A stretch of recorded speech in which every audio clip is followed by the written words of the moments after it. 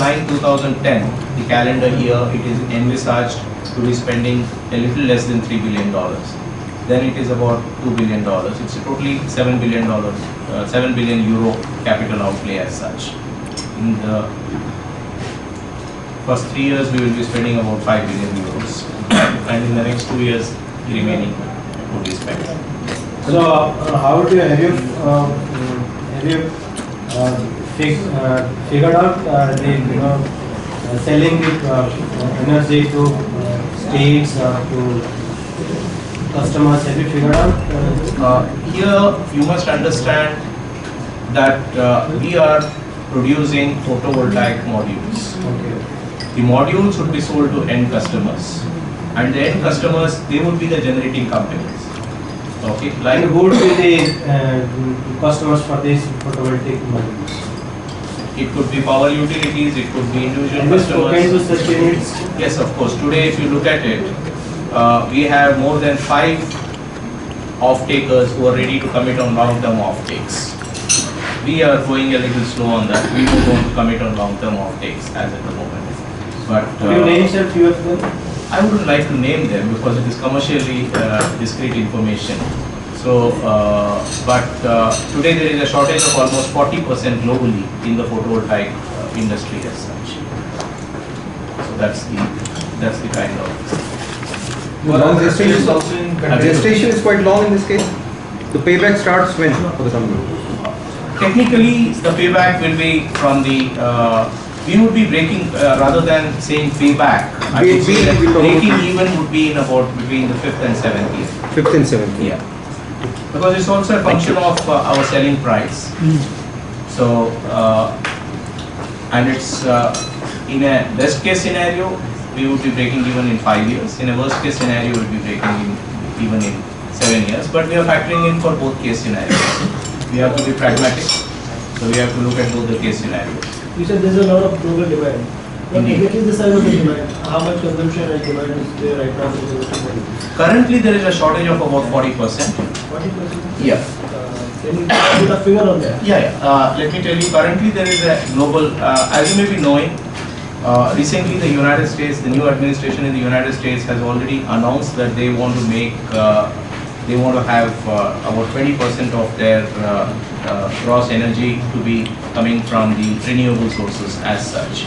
And amongst the renewable sources, solar is one of the major sources of renewable energy as such. So, as it is expected that within the United States, the likely demand over the next 20 years is going to be more than 50 to 100,000 megawatts. So, that's between the worst case scenario to the best case scenario, because there are some accelerated incentive programs, etc., which the new administration has. And similarly, so is the case with Europe also. Now, as you may be aware that the current trading mechanism, carbon trading mechanism or the clean development mechanism is coming to an end this year, and there would be, by the end of this year, there is going to be a new regime, international regime. The Copenhagen Declaration is falling in place. So once the Copenhagen Declaration falls in place, there would also be a negative incentive or a disincentive for polluting industries like coal-based and other polluting industries as such. So there is a huge rush by several countries to augment their solar-based power generation as such. So we don't feel that there would be a shortage, and we also envisage that there would be a growing demand within India as such. It's a function of price, ultimately. What percentage of products export?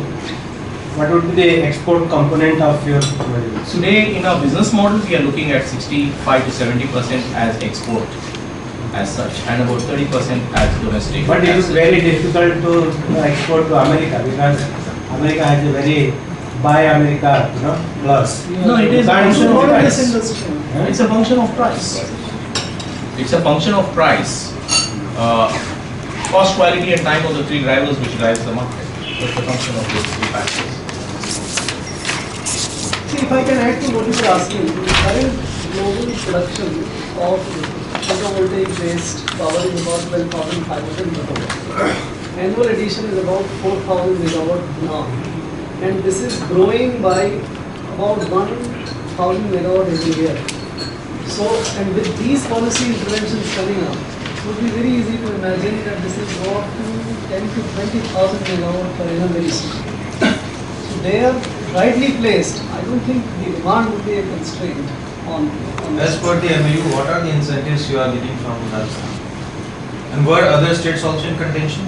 Yeah, we were in discussion with a few states, but ultimately we had to take a call, and we chosen Rajasthan. We basically asked them for certain enabling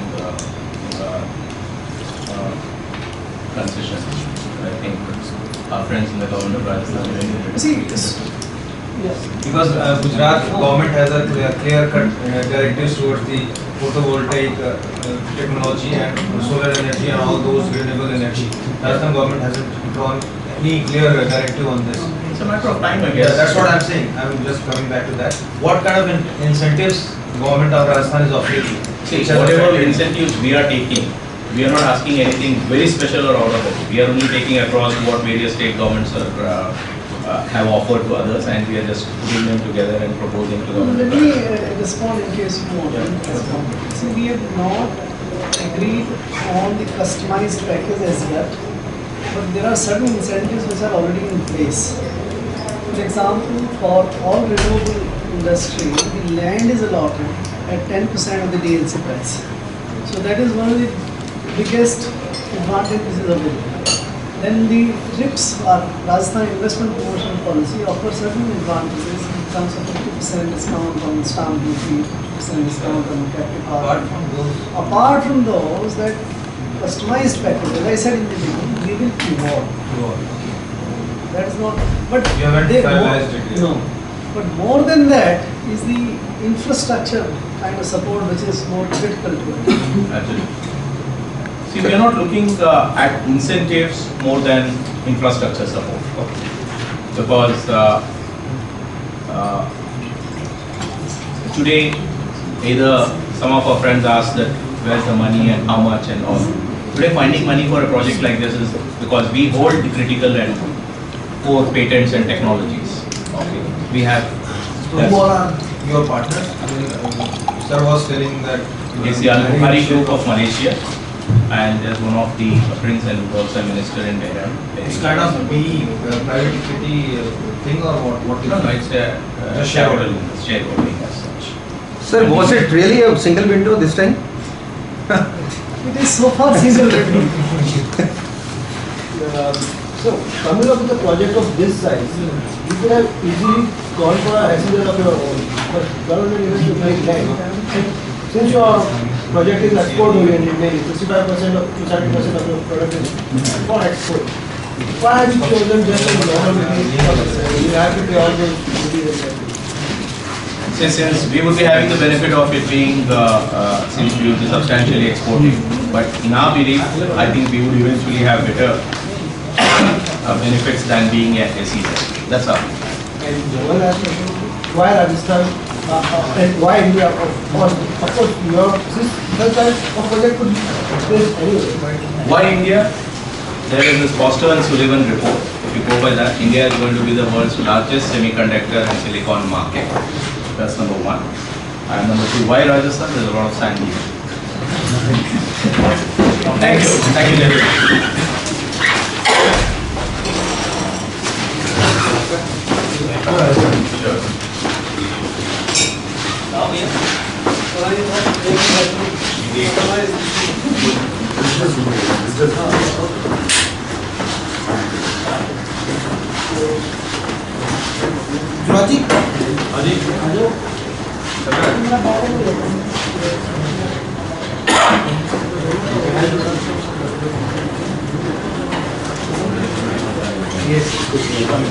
Sure.